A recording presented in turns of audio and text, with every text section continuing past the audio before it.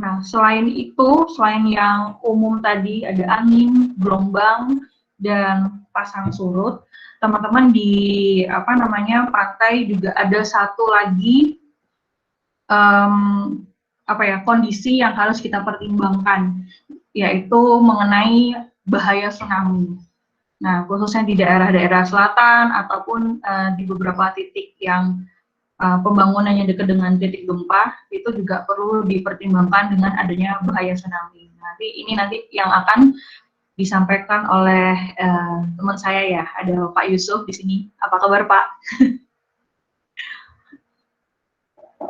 Ya Pak Ibu, terima kasih. Ya mungkin perkenalan dulu mungkin Pak Yusuf dari BMKG pusat ya di Jakarta, dari bagian Puslitbang. Jadi ini adalah teman-teman angkatan 2018 teknik kelautan yang sedang mengambil perancangan pelabuhan dan struktur pantai, kayak gitu Pak. Mungkin Pak Yusuf langsung mau masuk ke materinya atau gimana? Saya Ya. persilakan Pak. Oke, langsung saja saya share materi dulu.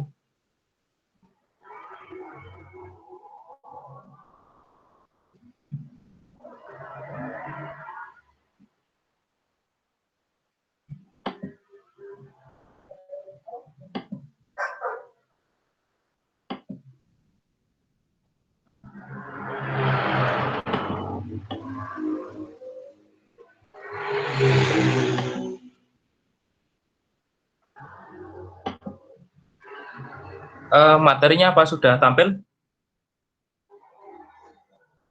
Belum. Belum, Pak. Belum. Pakai orang tua ini. Pakai your entire screen atau a window. Kalau a window nanti langsung milih PPT-nya. Oh ya, pakai all window ya. Oh, oke.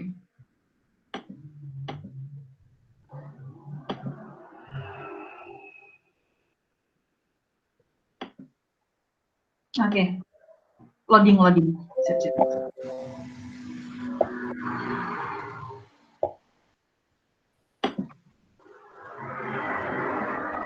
Apa sudah ini? Sudah tampak? Udah.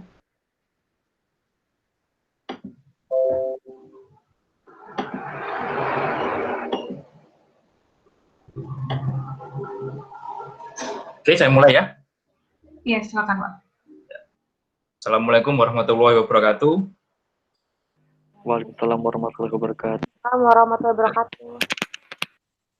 Selamat pagi teman-teman semua. Terima kasih untuk Bu Putri yang telah mengundang saya untuk berbagi tentang materi dasar-dasar tsunami.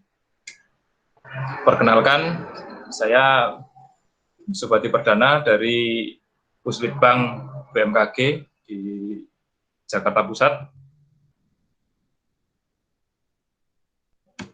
Nah, jadi materi yang akan saya presentasikan, yang pertama karakteristik dan pembangkitan tsunami, yang kedua kerawanan tsunami di Indonesia, ketiga sistem peringatan dini tsunami, yang keempat pemodelan tsunami, yang kelima mitigasi tsunami secara fisik dan kultural.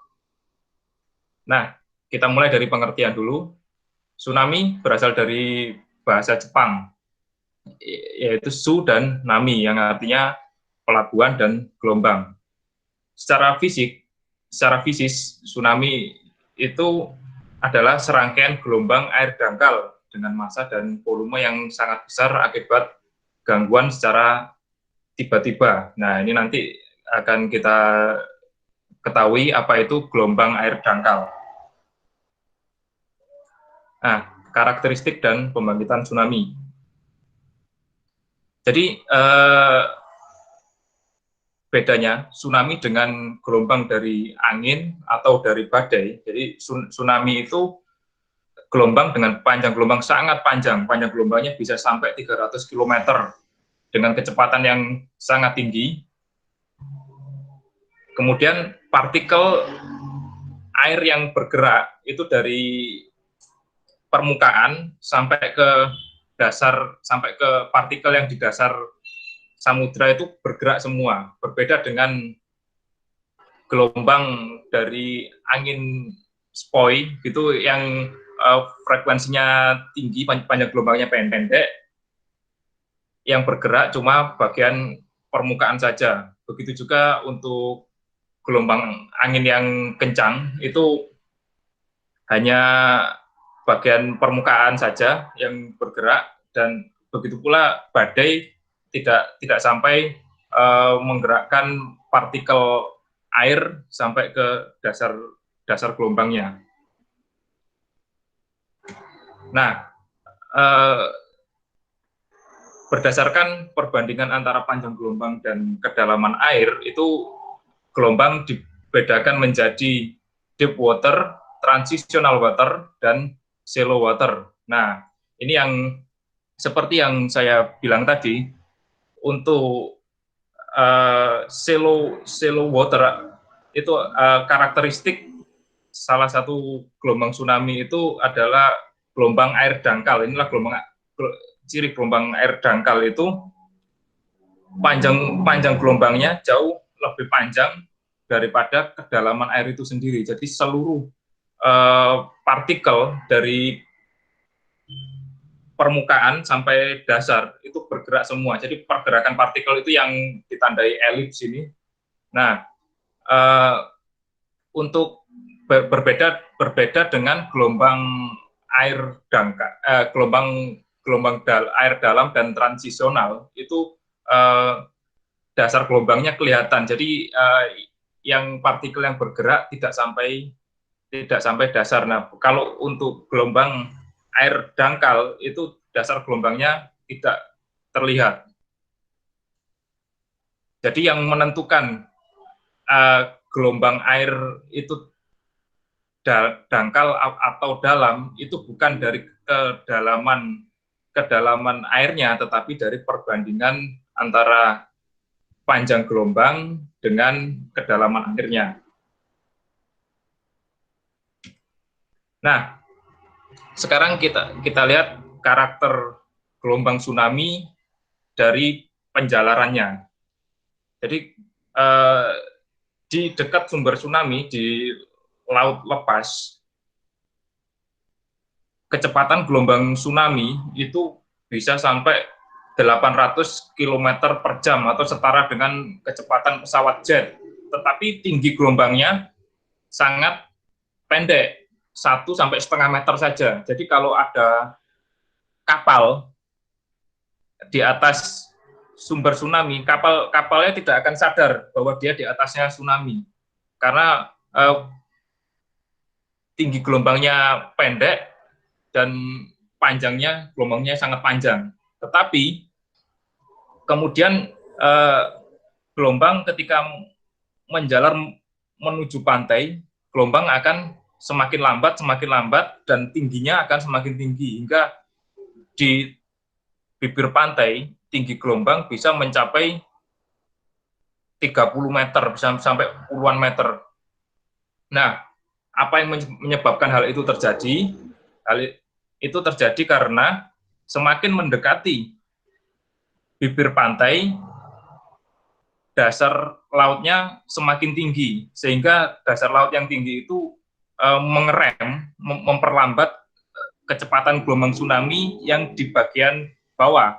Jadi ketika bagian bawah diperlambat, bagian atasnya yang sudah bergerak dengan kecepatan tinggi akan menumpuk, akhirnya terjadi penumpukan maksimum di bibir pantai. Itulah kenapa gelombang tsunami tinggi di bibir pantai. Nah, bagian-bagian gelombang tsunami itu ada tinggi gelombang, kemudian ketika sampai di pantai, jarak maksimum dari pantai ke daratan yang dapat ditempuh gelombang tsunami itu disebut jarak inundasi. Kemudian tinggi tsunami maksimum di jarak inundasi maksimum disebut tinggi run up. Kemudian ada di gelombang tsunami ya seperti gelombang pada umumnya ada crash atau punggungan dan throw atau cekungan.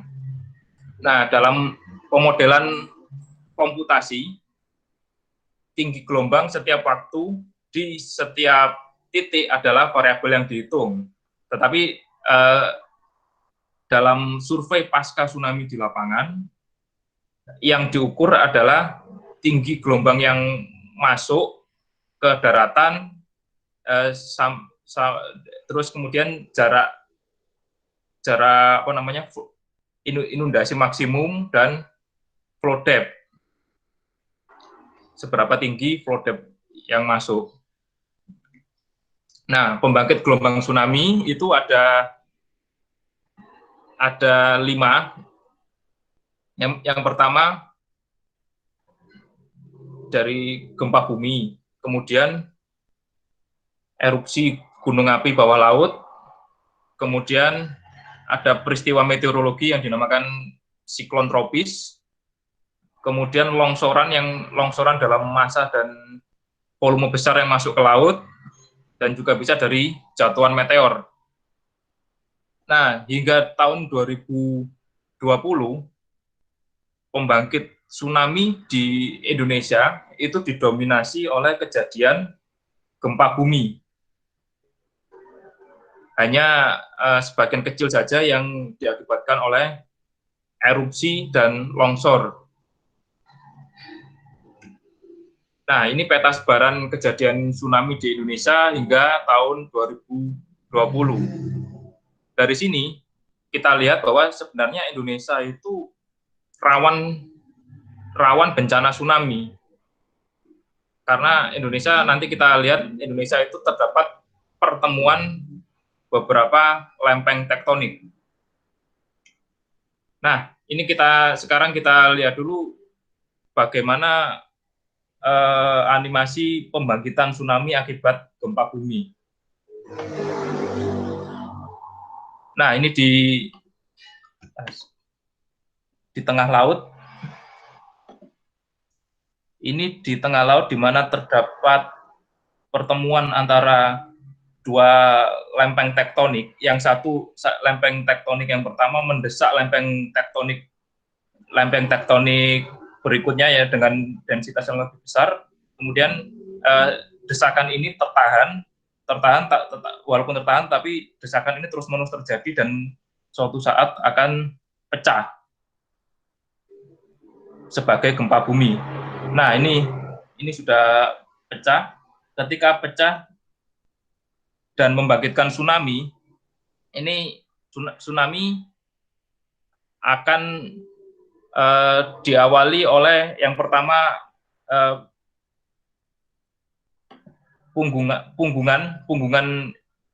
Ada yang tsunami yang diawali dengan penjalaran yang diawali punggungan, dan ada cekungan. Yang diawali dengan punggungan itu nanti akan ketika sampai pantai akan langsung membanjiri, tetapi yang diawali dengan cekungan itu ketika sampai pantai akan diawali surut, peristiwa surut dulu. Nah, sebenarnya yang berbahaya itu adalah ketika tsunami diawali dengan air laut surut, karena seperti kejadian di Aceh tahun 2004, ketika setelah gempa bumi terjadi, laut surut, akhirnya banyak ikan terdampar. Ketika banyak ikan terdampar, orang-orang sekitar pantai pada masuk ke pantai untuk mengambil ikan-ikan itu. Nah, ketika mereka pada sibuk mengambil ikan yang terdampar di pantai, maka gelombang tsunami datang dan orang-orang bisa terbawa tsunami.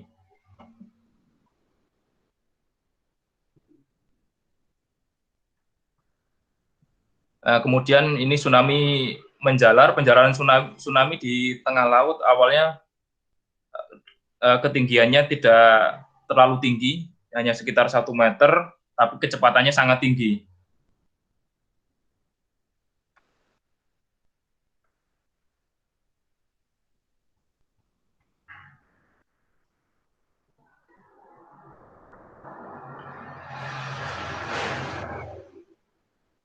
Kemudian semakin mendekati pantai, dasar lautnya semakin dangkal, kecepatannya semakin rendah, jadi kecepatan gelombangnya akan semakin rendah dan ketinggiannya semakin tinggi.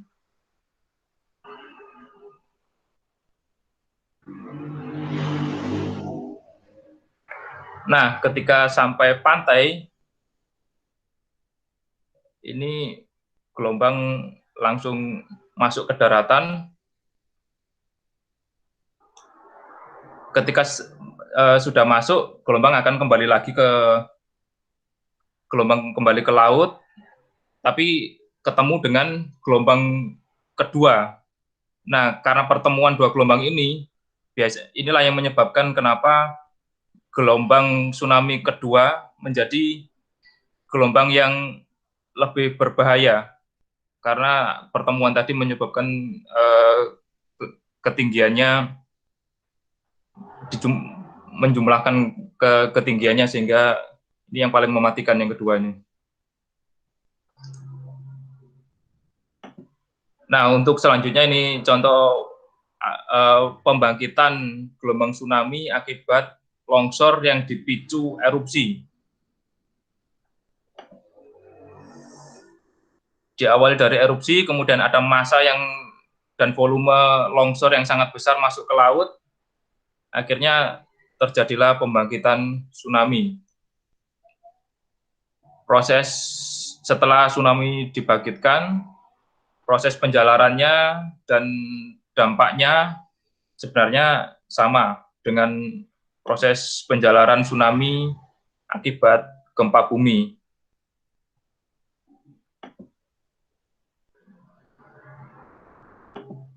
Nah, mengapa terjadi gempa bumi dan gunung api? Ini kita tinjau dari bagian-bagian bumi. Jadi bumi dibagi dari dalam ke luar. Bumi dibagi menjadi inti dalam, inti luar, mantel, dan kerak. Lapisan kerak inilah lapisan yang paling keras di bumi, tetapi mudah patah, dan lapisan kerak ini dibagi menjadi beberapa lempeng tektonik seperti yang di animasi yang sebelah kanan ini. Ini adalah lempeng-lempeng tektonik yang ada di dunia. Lempeng-lempeng tektonik ini saling bergerak dan berinteraksi sehingga terjadi tumbukan antar lempeng, geseran atau pemekaran. Nah, dari interaksi tumbukan, geseran, pemekaran itulah dapat terjadi gempa bumi dan gunung api.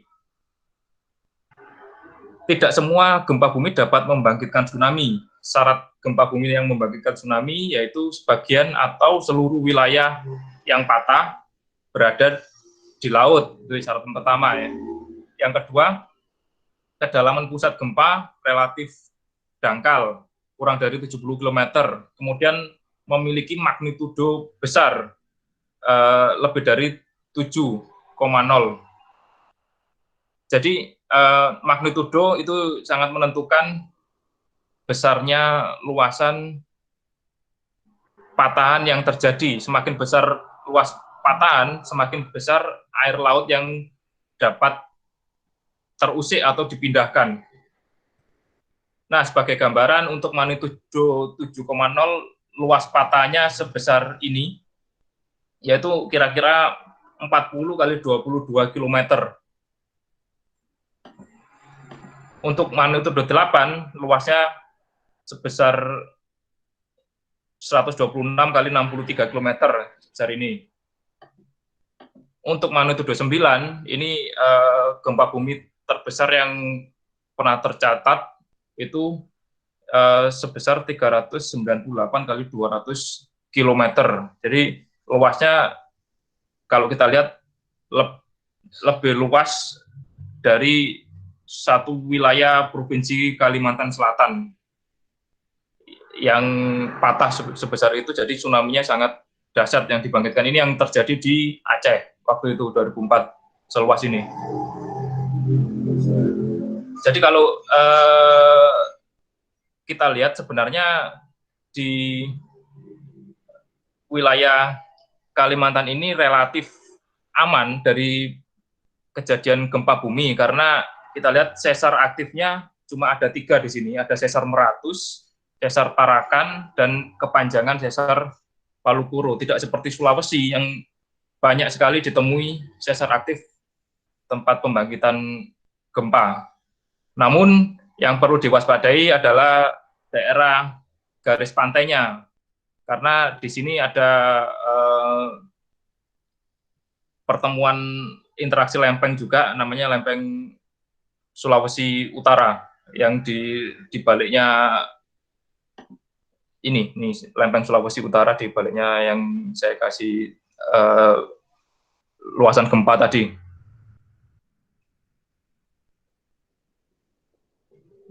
Nah, interaksi antar lempeng tektonik itu ada 3. Yang pertama itu pertemuan transform, saling menggeser. Ini kalau membangkitkan tsunami, tsunami-nya kecil. Bisa membangkitkan tsunami tapi kecil biasanya. Kemudian ada pertemuan divergen, yaitu 2 lempeng yang saling menjauh. Ini biasanya tidak membangkitkan tsunami, tapi bisa membangkitkan gempa. Ini ada di Samudra Pasifik. Nah, inilah yang untuk pertemuan konvergen, pertemuan yang saling mendekat dan mendesak, itu yang banyak ditemui di Indonesia. Inilah biasanya yang membangkitkan tsunami. Ini nanti akan saya tunjukkan di mana tempat-tempat pertemuan konvergen terjadi. Nah, kerawanan tsunami di Indonesia. Nah, ini peta di mana pertemuan konvergen terjadi. Jadi yang ditandai garis merah itu adalah tempat pertemuan lempeng konvergen saling mendesak yang terjadi, yang mungkin dapat menyebabkan tsunami. Ini seperti di barat Sumatera sampai selatan Jawa, selatan Nusa Tenggara, sampai Laut Banda, itu ada pertemuan antara lempeng Indo-Australia dengan lempeng Sunda. Kemudian ada pertemuan antara lempeng Indo-Australia dengan lempeng Pasifik di utara Papua. Kemudian ada pertemuan antara lempeng Filipina dengan Pasifik. Kemudian ada pertemuan lempeng Filipina dan lempeng Sunda di Maluku Utara.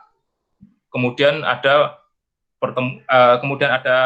lempeng kecil, pertemuan antara Filipina dengan Sunda di Sulawesi Utara.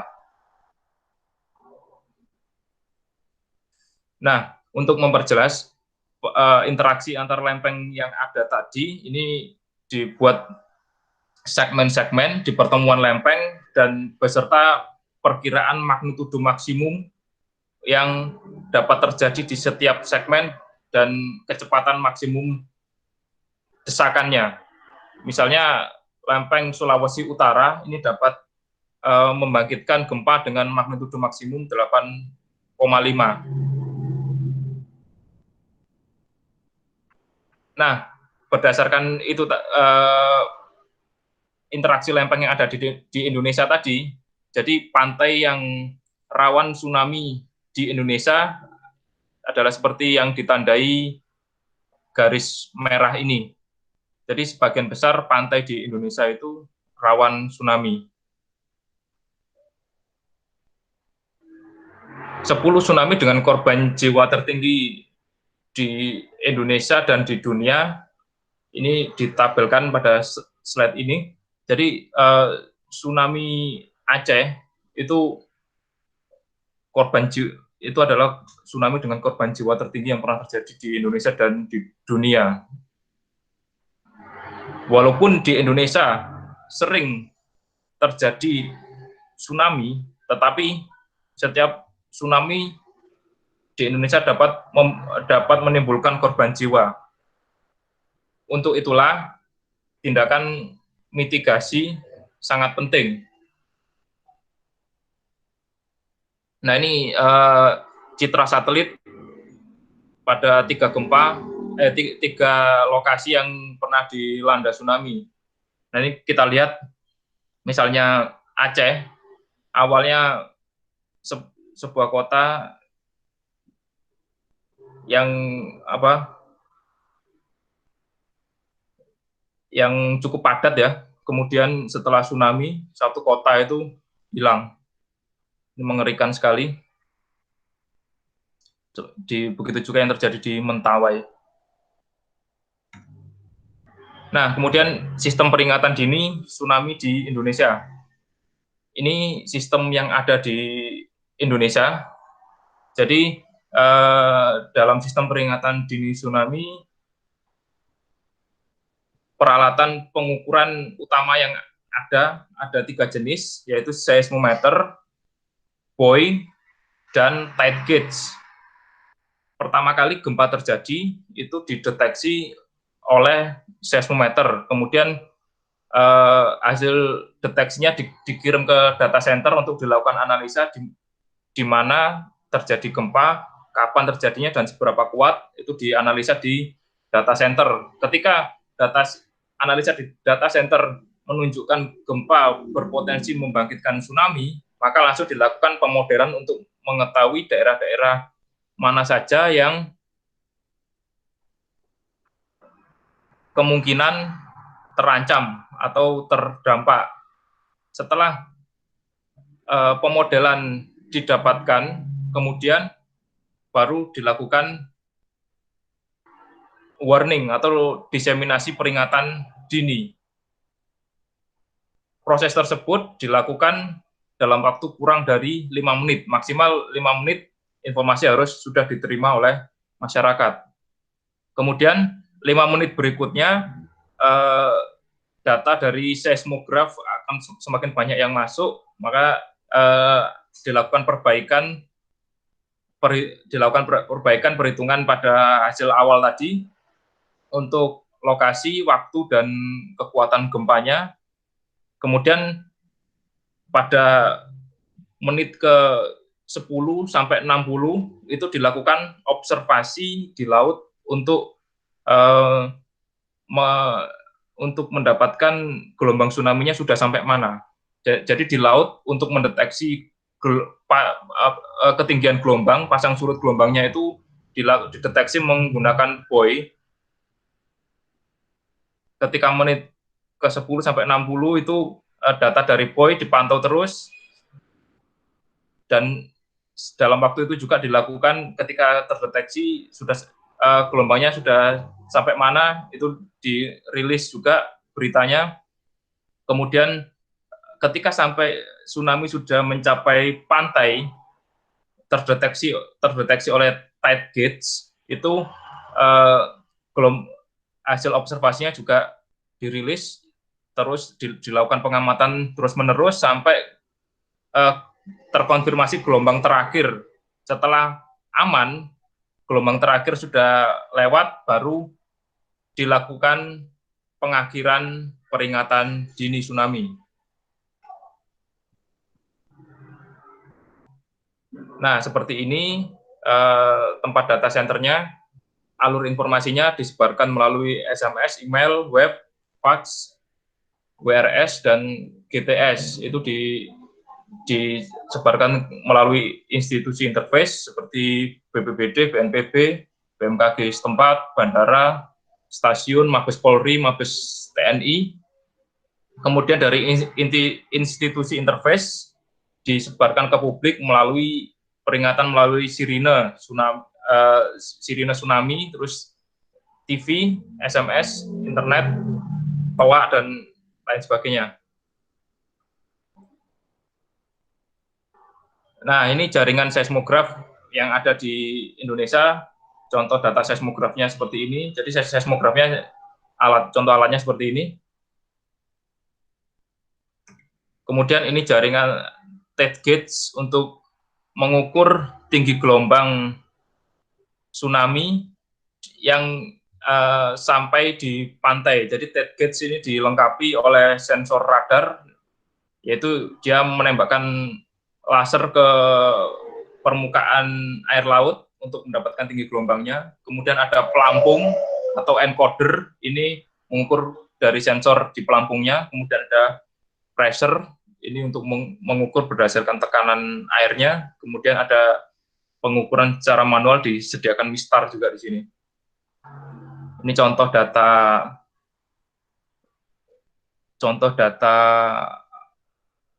dari TED Gauge seperti ini. Nah, kemudian ini untuk mengukur tinggi gelombang laut di tengah laut. Ini sebenarnya fungsinya sama kayak TED Gauge, cuma lokasinya yang di tengah laut. Sebenarnya bagus, tapi sayangnya buoy ini seringkali hilang karena terbawa arus maupun kadang nyangkut di jaring nelayan. Nah, ini sirine yang biasanya dibunyikan oleh Pemda ketika Pemda menerima peringatan dini tsunami yang berdampak ke wilayahnya. Sirine tsunami ini dimaksudkan untuk perintah segera evakuasi kepada masyarakat. Penyebaran informasi juga dilakukan melalui aplikasi Android. Untuk informasi gempa bumi dan tsunami dilakukan pada aplikasi WRS.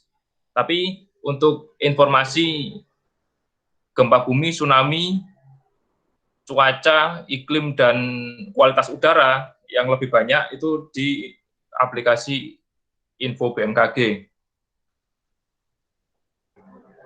Nah, kemudian untuk pemodelan tsunami, jadi untuk memodelkan tsunami, laut itu dibagi menjadi beberapa grid. Setiap grid itu memiliki satu tinggi gelombang. Jadi semakin kecil gridnya, semakin rapat, tapi proses komputasinya akan semakin lama, tapi hasilnya semakin detail. Untuk mendapatkan tinggi gelombang di setiap grid itu dilakukan dengan cara menyelesaikan persamaan diferensial baik di sistem koordinat bola maupun di kartesius. Untuk sistem koordinat bola ini untuk tsunami di laut lepas, dan sistem koordinat kartesius untuk tsunami di dekat pantai. Jadi persamaan diferensial ini diselesaikan secara numerik, nanti akan didapatkan tinggi gelombang setiap waktu dan di setiap grid. Nah, contoh pemodelan tsunami seperti ini.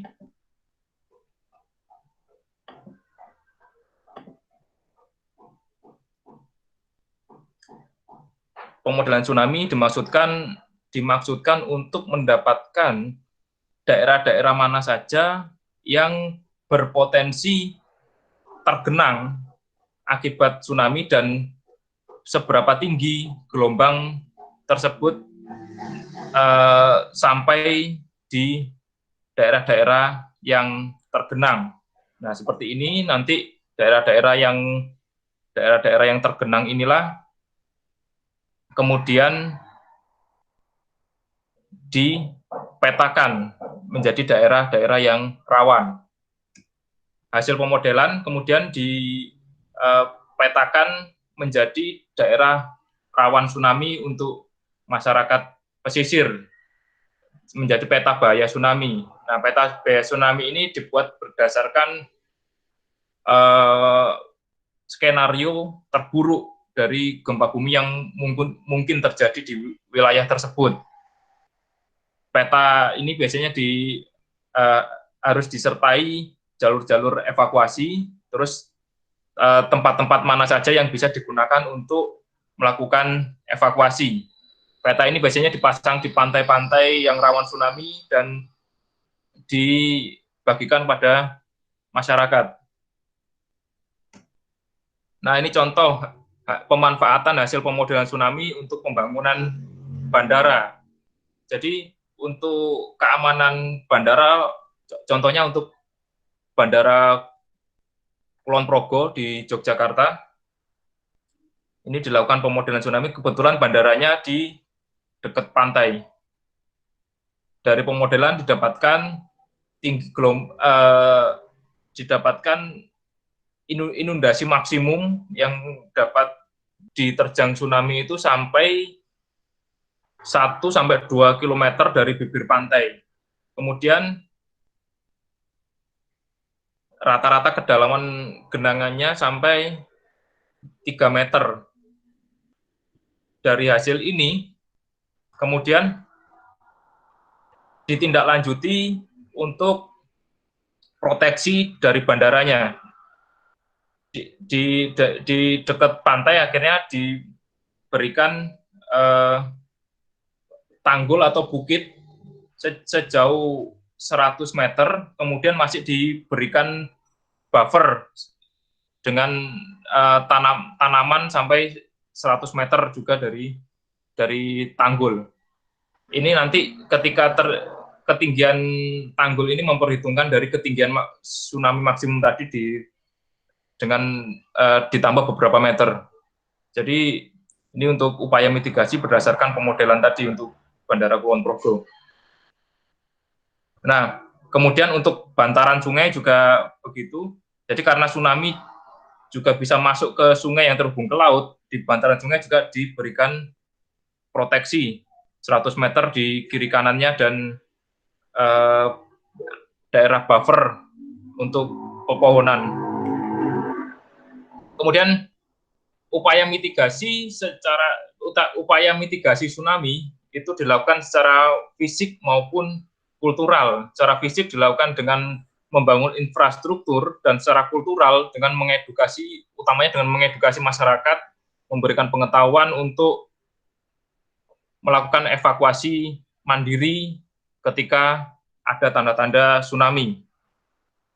Mitigasi secara fisik ini bagus sekali, contohnya ini di Jepang dilakukan di tempat daerah yang rawan tsunami, itu diberikan seawall sama seawall, kemudian untuk sungai yang terhubung ke laut diberikan proteksi berupa tsunami gate.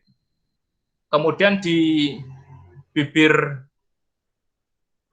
teluknya itu diproteksi dengan breakwater. Jadi kalau tadi Ibu Putri menjelaskan di Semenanjung itu rawan terjadi refraksi, di Teluk juga demikian. Di Teluk itu rawan terjadi refleksi. Jadi ketika gelombang masuk itu dia bisa terpantul-pantul, akhirnya menjadi tinggi di ujungnya. Maka itu Teluk sebaiknya diberikan proteksi berupa breakwater. Kemudian di daerah-daerah yang rawan juga dibangun tempat evakuasi sementara. Ini contohnya tempat evakuasi sementara di Jogja. Jadi pembangunan tempat evakuasi mempertimbangkan kemungkinan jumlah pengungsi, keamanan, jarak dari pantai, dan kemudahan akses. Saat kondisi normal, tempat evakuasi dapat berfungsi sebagai gedung sekolah, aula, tempat ibadah, atau lapangan olahraga.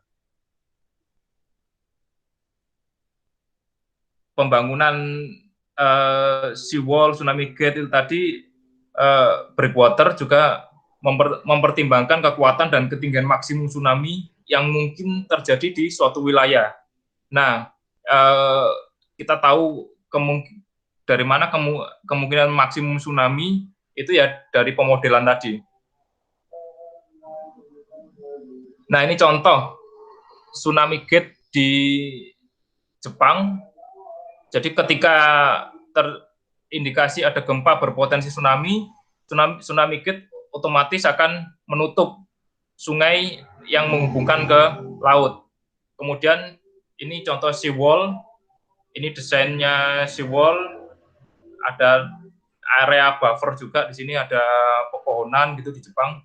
Kemudian ini pintu yang menghubungkan seawall dengan laut. Jadi keunggulannya seawall itu dapat melindungi pemukiman penduduk dari tsunami dan gelombang pasang. Namun keberadaannya dapat menghilangkan pantai. Jadi walaupun nggak punya pantai, tapi dengan adanya seawall ini lebih aman, penduduk lebih aman dari tsunami dan gelombang pasang untuk daerah-daerah yang rawan. Nah, ini perbedaan pantai yang disertai breakwater dengan yang tidak disertai breakwater.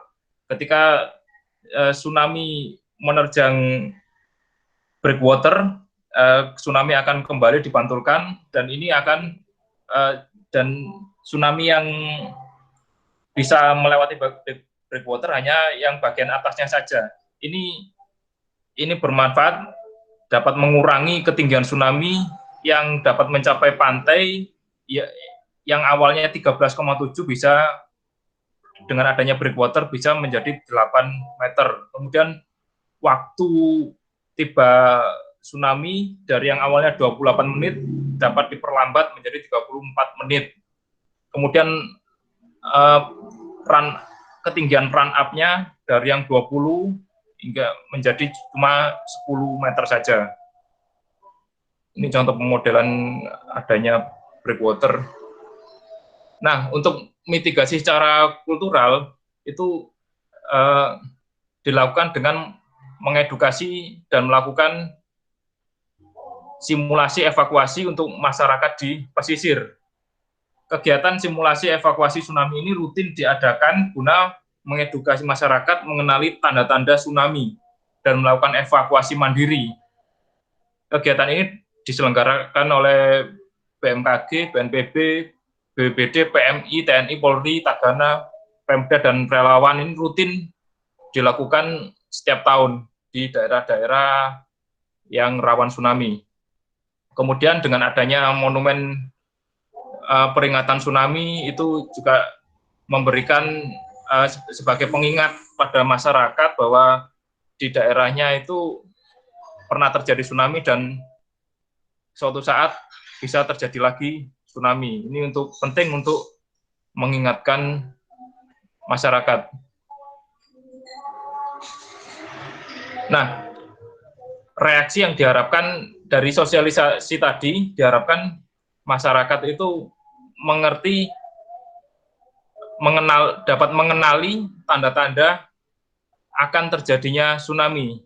Jadi seharusnya tidak perlu menunggu arahan dari pemerintah atau dari BMKG. Jadi sederhananya ketika merasakan gempa selama 20 detik, itu artinya kita memiliki waktu untuk melakukan evakuasi selama 20 menit. Segeralah mencari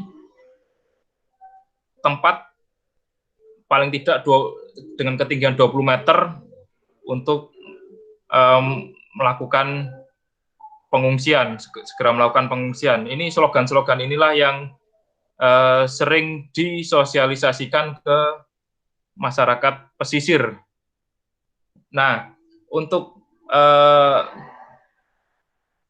peringatan dini yang dikeluarkan oleh BMKG atau Pemda itu memiliki level awas, siaga, waspada, dan info gempa saja. Untuk awas dan siaga ini mengharapkan masyarakat untuk segera melakukan evakuasi. Untuk waspada itu diharapkan masyarakat untuk menjauhi pantai dan tepian sungai karena levelnya untuk waspada tsunami-nya diprediksikan lebih rendah. Namun jika tidak ada ancaman, hanya info gempa saja, berarti setelah gempa aman. Ya, demikian. Ya, terima kasih Pak Ibu atas materinya. Silakan dari teman-teman kalau ada yang ingin ditanyakan ke Pak Yusuf atau terkait materi saya yang sebelumnya. Izin bertanya, Bu. Siapa? Ezra ya? Iya, Bu. Ezra. mau menanya Pak, untuk alat deteksi tsunami itu, apakah itu bisa terjadi error atau mendeteksi suatu terjadi tsunami itu bisa salah gitu Pak? Terima kasih Pak. Iya, Langsung direspon aja Pak. Tuh. langsung aja ya. Jadi untuk deteksi error atau false alarm itu bisa saja terjadi, bukan error sih. Jadi biasanya itu overestimate. Jadi seperti kejadian, contohnya kejadian tsunami di Lombok. Jadi waktu di Lombok itu terdeteksi gempa dapat membangkitkan tsunami dengan magnitudo lebih dari 7, kemudian patahannya sampai ke laut. Itu prediksi awalnya akan terjadi tsunami setinggi 0,5 meter. Ternyata dari observasi yang tsunami yang datang cuma 2 cm. Nah, tapi walaupun itu error itu terjadi karena data dalam waktu kurang dari 5 menit kan hasil pemodelan harus segera dirilis. Untuk mendapatkan yang lebih detail sebenarnya dibutuhkan waktu yang lebih lama, cuman akan sangat mengurangi masyarakat untuk melakukan waktu untuk melakukan evakuasi. Nah, tapi walaupun itu tadi overestimate, lebih baik dilakukan segera dilakukan pengungsian daripada tidak dilakukan pengungsian, tidak dilakukan evakuasi, tetapi tsunami yang datang lebih tinggi. Ya, mungkin seperti itu, bisa saja terjadi overestimate. Warningnya tsunami-nya 0,5 meter, ternyata tsunami-nya beneran yang datang lebih rendah, gitu bisa. Itu karena waktu pemodelannya yang sangat singkat, tapi tidak apa-apa itu. Untuk lebih baik kita segera melakukan evakuasi daripada tidak evakuasi, ternyata gelombangnya beneran yang tinggi 0,5 meter gitu. Itu setiap tahun atau beberapa jangka waktu sekali ada kalibrasi nggak Pak untuk alatnya? Untuk kalibrasi untuk sensor seismograf dan tide gauge itu setiap tahun minimal satu kali dilakukan kalibrasi. Untuk buoy, nah ini tantangannya yang sulit dilakukan kalibrasi itu buoy, karena di tengah laut dan kadang juga sering hilang-hilang gitu. Jadi itu kayaknya itu kemarin yang teman-teman pas survei sama Posidrosal diceritain deh. Buoy-nya di tengah laut diambil, tiba-tiba ketemunya di ujung gunung mana gitu. Karena menghasilkan sirine, nelayan nggak paham itu sirine apa, dikiranya berbahaya, malah diamankan tapi di rumahnya. Ya, kemarin kita dapat cerita itu dari teman-teman Posidrosal. Oke, buat yang lain ada yang ingin ditanyakan lagi teman-teman? Saya Bu ingin bertanya. Enda mau bertanya. Ayo, Enda Patiko. Ya sudah, Enda dulu Bu. Ngalah saya Bu. Oke, Enda dulu, habis itu Tiko ya. Silakan, Enda. Ibu, Enda ada 2 pertanyaan. Pertanyaan yang pertama itu, kenapa gempa yang menyebabkan tsunami itu dia patahannya harus di bawah 70 km.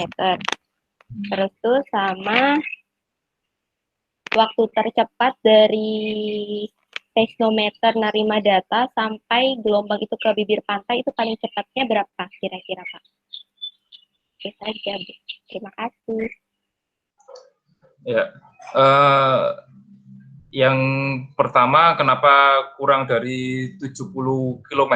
Jadi ke dalam dengan magnitudo 7, magnitudo minimum yang dapat membangkitkan tsunami kan gempa magnitudo 7.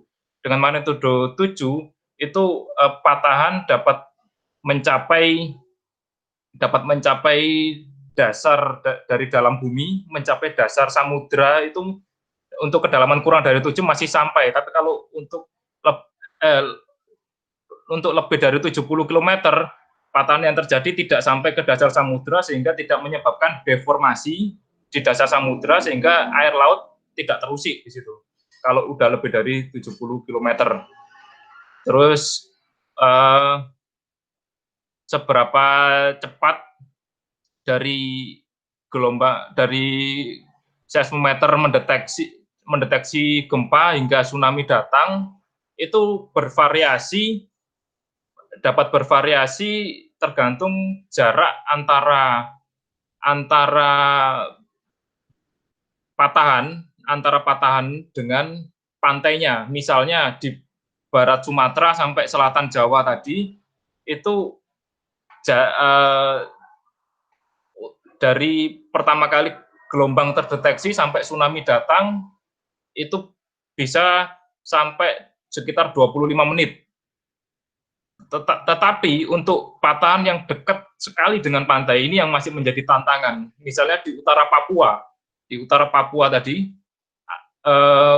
tempat patahan atau tempat pertemuan lempengnya itu sangat dekat dengan pantai di sekitar pantai utara Papua itu bisa hanya dalam waktu kurang dari 10 menit dari pertama kali gelombang deteksi sampai tsunami datang itu bisa terjadi.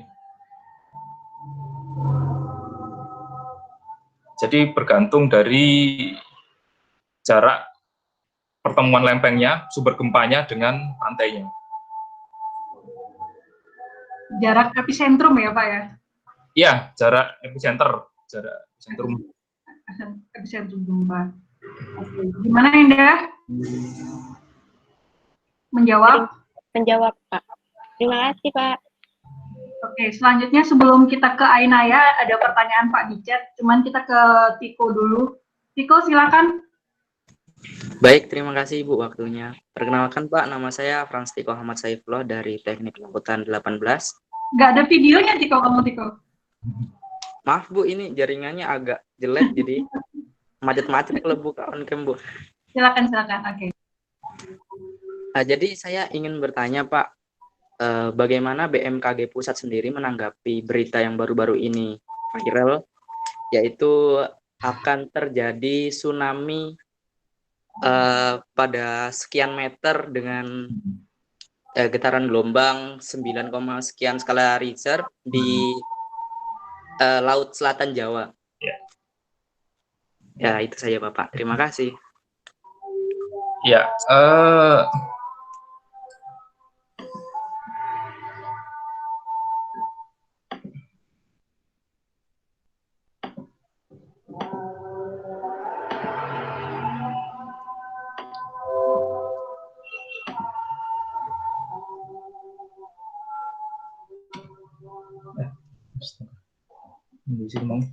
saya tampilkan untuk 9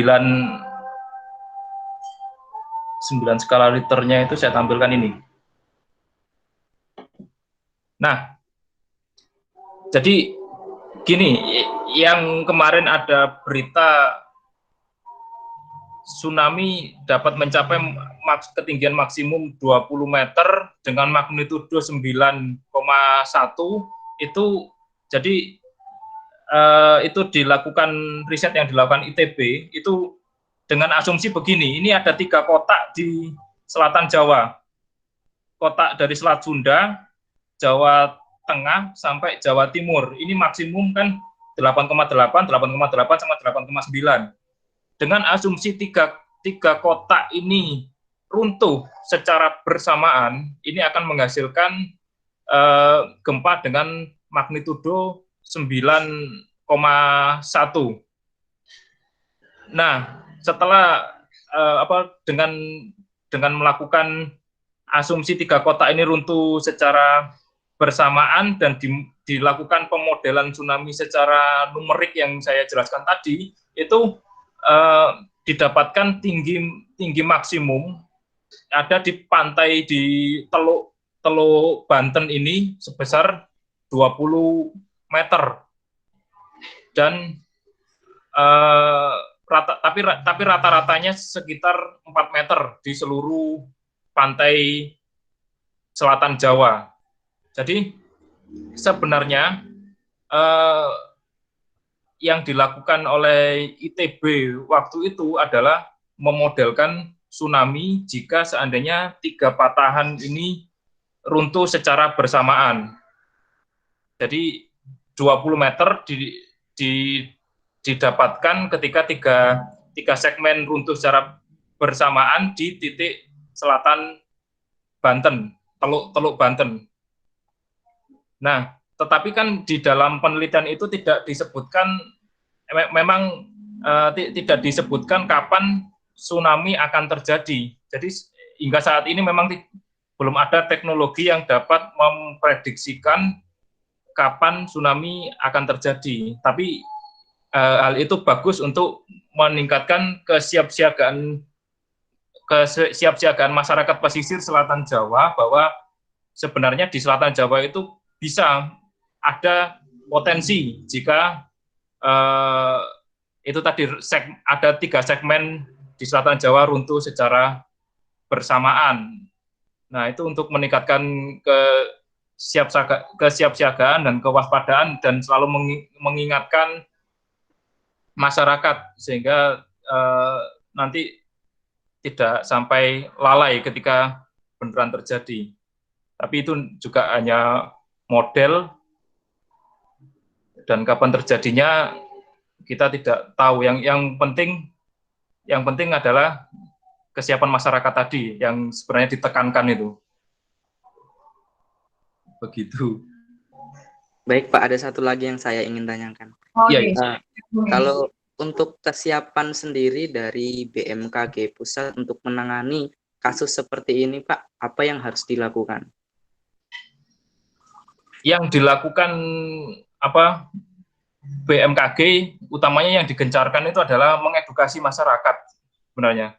Untuk mengedukasi masyarakat dan memberikan data pemodelan daerah mana saja sih yang kemungkinan akan terdampak.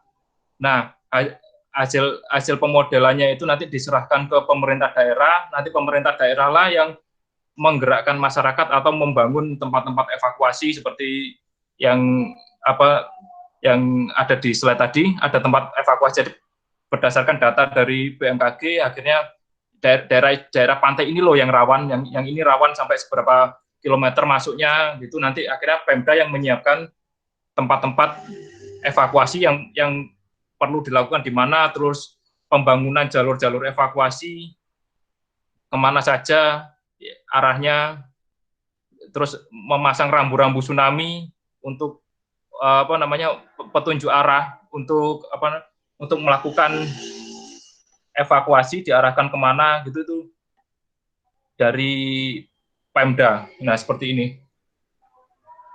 Mungkin ini juga yang sepertinya kurang di tingkat berita sebagai kepanjangan tangan teman-teman instansi-instansi ya. Itu yang konteksnya bukan mengedukasi tapi masih menyebarkan isu atau enggak, tidak di follow up dengan gimana sih caranya ini. Hanya kuas-kuasan aja yang disebarkan. Padahal sebenarnya dari teman-teman instansi terkait seperti BMKG dalam hal ini itu sudah memiliki pola edukasi yang tepat gitu. Cuman ya tadi kita belum mempunyai kepanjangan tangan yang tepat untuk bisa menginformasikan hal-hal seperti itu secara kultural ini dengan baik sih. Oke. Dari Iko kita ke Ainaya. Naya mau share suara atau?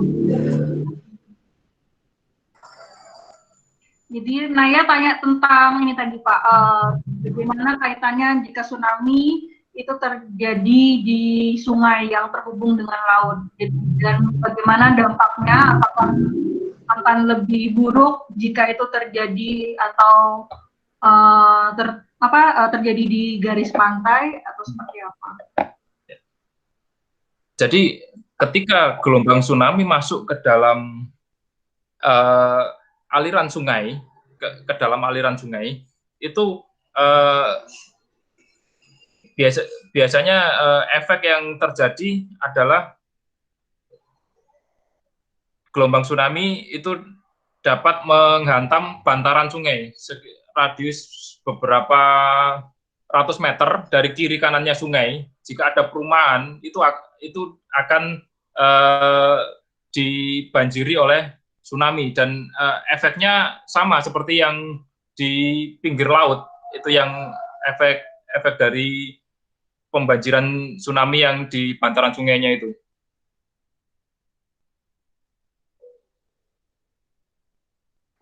Mungkin Jadi gitu ya Naya. Ada yang mau ditanyakan lagi Naya? Jadi emang yang dimitigasi atau dipertimbangkan adalah efek hempasan atau hempasan dari gelombang run up-nya tadi ya. Jadi teman-teman ini ada istilah run up, itu adalah gelombang yang dia menghempas dari di atas dari struktur yang kita bangun kayak gitu. Iya, betul. Ada lagi yang lain yang mau ditanyakan? Saya Bu. Salam, ya, silakan Salam. Mungkin ini adalah pertanyaan terakhir ya dari Salam. Atau ada lagi yang lain? Oke, berarti Salam yang terakhir ya, karena juga udah jam 12.30 WITA atau setengah 12 Jakarta. Silakan Salam. Ya Bu. Pak, ada yang ingin saya tanyakan Pak. Dari tadi kan Bapak menjelaskan masalah bagaimana mengevakuasi masyarakat jika terjadi tsunami. Nah, ini saya ingin bertanya, bagaimana mengevakuasi masyarakat atau meminimalisir korban jiwa jika terjadi gempa bumi akan tetapi tidak terasa. Nah, gempa bumi itu mengakibatkan tsunami yang pernah terjadi di sepanjang pantai selatan Jawa Barat. Begitu Pak. 2006. Kan tadi ya Pak. Ya. Kan kalau memang gempa bumi kita terasa itu ada kemungkinan itu. Ya. Ya, agak konektivitas. Nggak apa-apa Pak, bisa dijawab. Ini biasa terjadi kalau kuliah online kayak gini. Ada jenis dari tadi yang saya jelaskan itu ada dua jenis tsunami yang saya jelaskan tadi itu adalah tsunami genic earthquake, dan ada satu lagi namanya tsunami earthquake.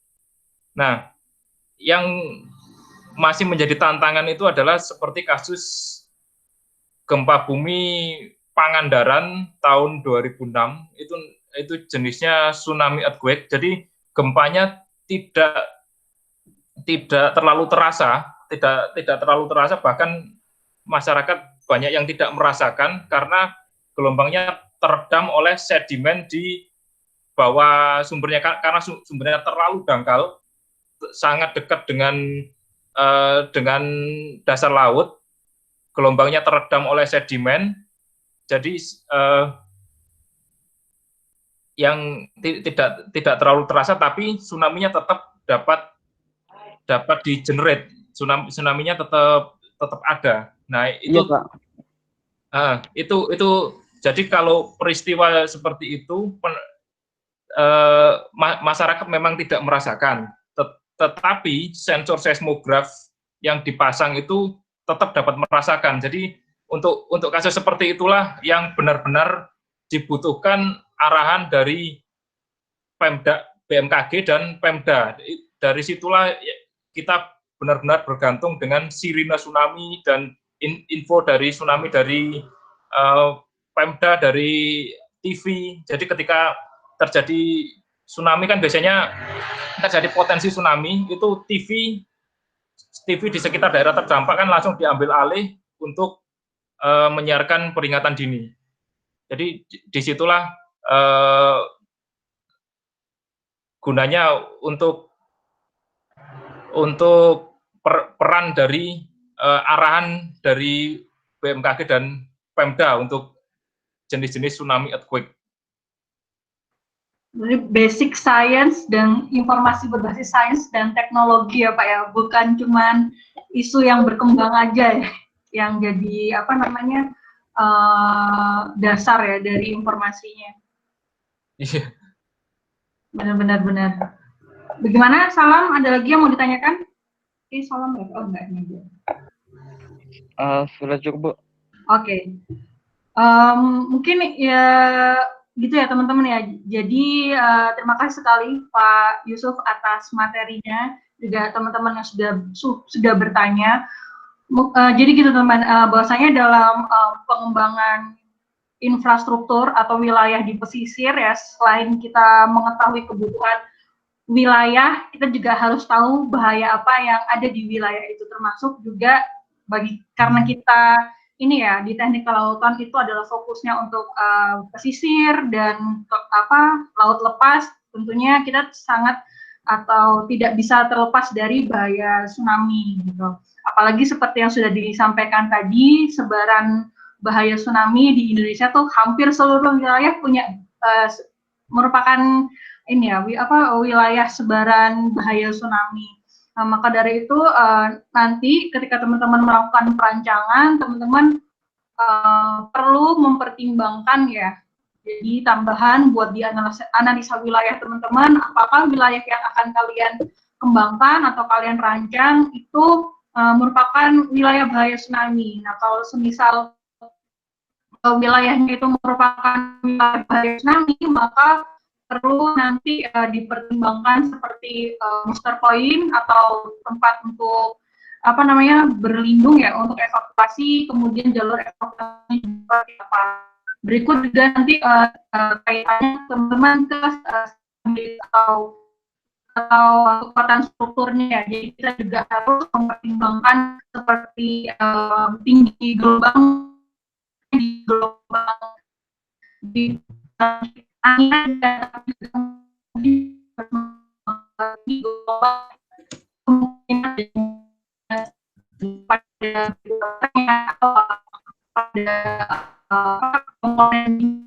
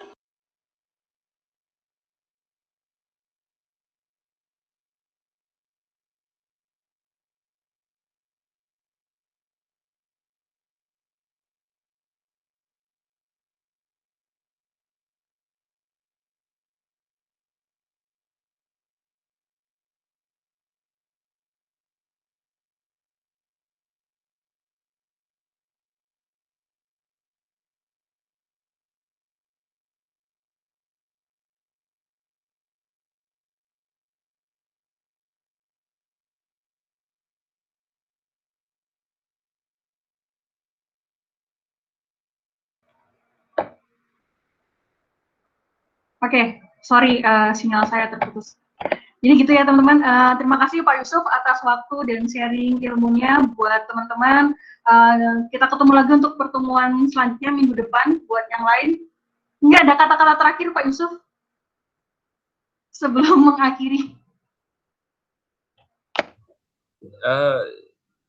Jadi intinya untuk menyelamatkan masyarakat dari tsunami adalah upaya untuk pengetahuan masyarakat itu sendiri untuk mengenali tanda-tanda akan terjadinya tsunami. Dan untuk teman-teman semua, jika berminat untuk mempelajari lebih jauh tentang pemodelan tsunami, bisa ke BMKG. Sip-sip, ya Pak Yusuf open ini ya, mahasiswa pembimbingan. Nanti bagi teman-teman yang ingin penelitian tentang tsunami atau ya berkaitan tentang tsunami di wilayah pesisir, nanti bisa silakan menghubungi Pak Yusuf. Nanti saya share kontaknya bagi yang berminat. Oke, gitu aja dari saya. Saya akhiri. Wassalamualaikum warahmatullahi wabarakatuh. Selamat siang semuanya. Selamat melanjutkan aktivitas. Waalaikumsalam warahmatullahi wabarakatuh. Waalaikumsalam warahmatullahi wabarakatuh. Terima kasih Bapak. Waalaikumsalam warahmatullahi wabarakatuh.